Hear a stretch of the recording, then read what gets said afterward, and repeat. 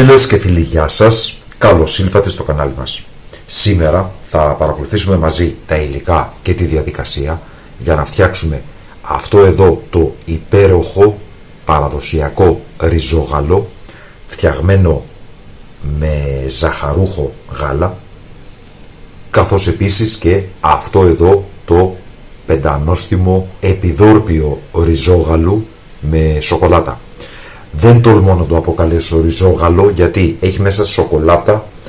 Το ριζόγαλο είναι κάτι παραδοσιακό. Κανονικά αυτό δεν πρέπει να το πούμε ριζόγαλο. Γι' αυτό επιλέγω να το ονομάσω επιδόρπιο ριζόγαλου με σοκολάτα. Είναι μια διαδικασία πάρα πολύ απλή και εύκολη, γιατί χρησιμοποιούμε ζαχαρούχο γάλα, οπότε δεν κινδυνεύουμε ούτε να καεί το ρύζι, ούτε να καεί το γάλα στον πάτο της κατσαρόλας, ούτε να φουσκώσει και να χυθεί το γάλα κατά τη διάρκεια του βρασμού. Πάμε λοιπόν να παρακολουθήσουμε μαζί τα υλικά και τη διαδικασία για την εκτέλεση της συνταγής μας. Μέσα σε μια κατσαρόλα τοποθετούμε 3 λίτρα νερό.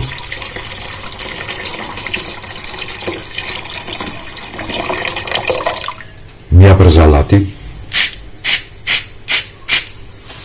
και θα φέρουμε σε βρασμό. Μόλις το νερό έρθει σε βρασμό, θα προσθέσουμε 350 γραμμάρια ρύζι καλά πλυμμένο. Εμείς χρησιμοποιούμε ρύζι για γεμιστά. Μπορείτε όμως να χρησιμοποιήσετε οποιοδήποτε άλλο είδος ρυζιού θέλετε.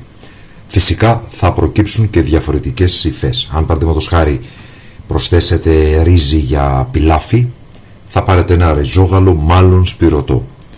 Εγώ έχω συνηθίσει στο ριζόγαλο το ρύζι να είναι μάλλον πολύ μαλακό λαπαδιασμένο, θα έλεγα. Προσθέτουμε λοιπόν το ρύζι μας, κλείνουμε το καπάκι και θα μαγειρέψουμε σύμφωνα με τις οδηγίες του πακέτου συν 2 λεπτά επιπλέον. Δηλαδή, αν στο πακέτο λέει παραδείγματος χάρη ότι το ρύζι αυτό μαγειρεύεται σε 15 λεπτά, εσείς θα μαγειρέψετε για 17 λεπτά. Θα χαμηλώσουμε την εστία σε μέτρια ένταση κατά τη διάρκεια του βρασμού. Κατά τη διάρκεια του βρασμού, εφόσον αυτό καταστεί αναγκαίο, θα ξαφρίσουμε, θα αφαιρέσουμε τον αφρό που δημιουργείται γύρω-γύρω.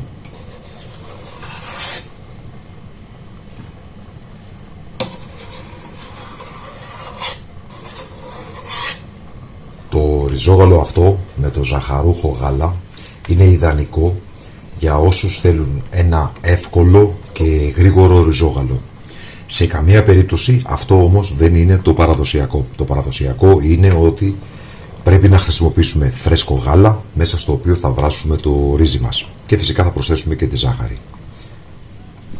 Αν όμως αντιμετωπίζετε πρόβλημα επειδή το γάλα φουσκώνει, το γάλα καίγεται στον πάτο της κατσαρόλας ή οτιδήποτε άλλο, τότε αυτή η μέθοδος με το ζαχαρούχο γάλα είναι ιδανική μέθοδος για εσάς. Το ρύζι μας έχει βράσει, οπότε στο σημείο αυτό θα προσθέσουμε 3 καψάκια άρωμα βανίλιας, ένα ανακάτεμα και θα προσθέσουμε 2 κουτιά ζαχαρούχο γάλα.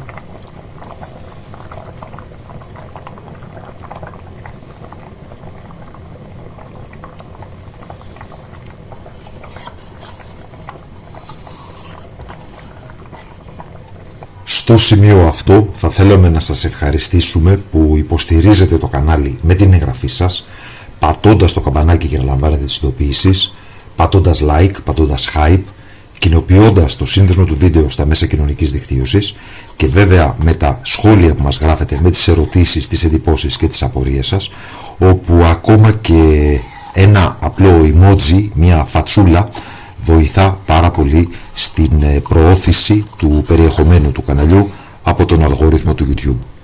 Εδώ έχουμε 40 γραμμάρια corn flour, τα οποία θα διαλύσουμε σε 100 γραμμάρια νερό. Θα το διαλύσουμε πάρα πολύ καλά, να μην έχει σβολάκια.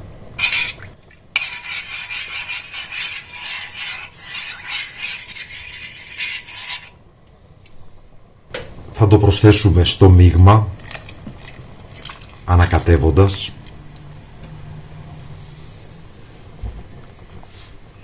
Σβήνουμε την εστία.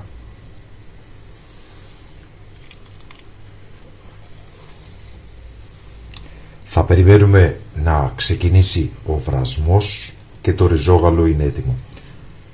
Ο βρασμός θα ξεκινήσει και με σβηστή εστία. Και όντως, όπως βλέπετε, ο βρασμός έχει ξεκινήσει, οπότε ένα τελευταίο ανακάτεμα.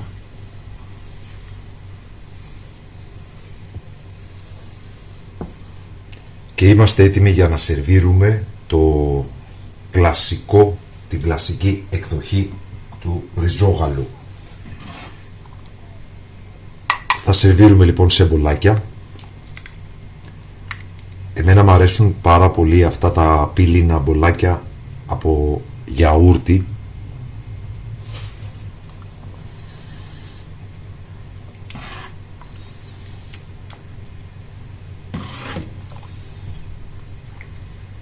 Και βέβαια μπορούμε και σε μικρά πλαστικά, τα οποία όμως να έχουν την ένδειξη ότι αντέχουν σε αυτές τις θερμοκρασίες.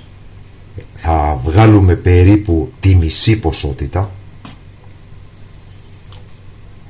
και όπως είναι καυτό το ριζόγαλο, στην υπόλοιπη μισή ποσότητα θα προσθέσουμε 125 γραμμάρια κουβερτούρα σοκολάτα, είτε την κλασική είτε γάλακτος, και θα ανακατέψουμε πάρα πολύ καλά να λιώσει η σοκολάτα μας.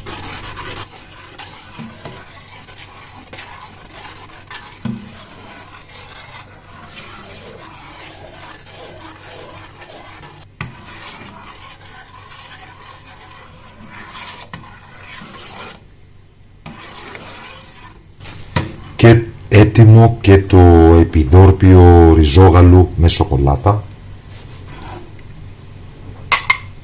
το οποίο επίσης θα σερβίρουμε.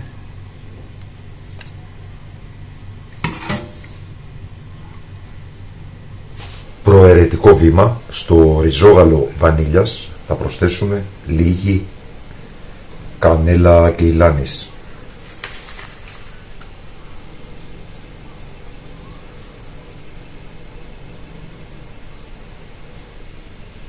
Και το ριζόγαλο είναι έτοιμο τόσο στην κλασική του εκδοχή, ριζόγαλο βανίλιας, φτιαγμένο βέβαια με ζαχαρούχο γάλα, όσο και το επιδόρπιο ριζόγαλου με σοκολάτα. Θα περιμένουμε να έρθουν σε θερμοκρασία δωματίου και θα τοποθετήσουμε στο ψυγείο. Αυτή ήταν λοιπόν η σημερινή μας συνταγή. Ελπίζουμε να σας άρεσε. Σας ευχαριστούμε που μας παρακολουθήσατε. Καλή συνέχεια, να είστε όλοι καλά.